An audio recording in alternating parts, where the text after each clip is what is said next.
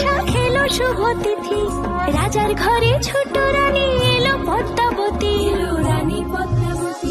রাজার আরো 6টি রানীর ছিল না সন্তান, পদ্মাবতীর কোলালোতে মিলল সমাধান।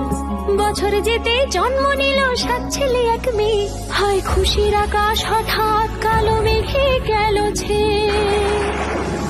হিংসেতে যায় জ্বলে পুড়ে বাকি 6টি রানী, যুক্তি করে ঘটায় ওরা 7 কুমারের হানি। সুযোগ মতো 7 ছেলেকে মাটিতে দেয় পুঁতে, বাঁচে একা পারুল, ওরা পায় না তাকে ছুতে।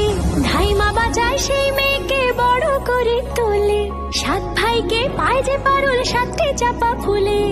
এত কিছুর পরেও রাজার বিপদ যে কাটে না, সূর্য নগরে সুখের সূর্য আর ওঠে না। হিংসা বিবাদ বিচ্ছেদ আর প্রেমের কাহিনীতে পারুল বোন কি পারবে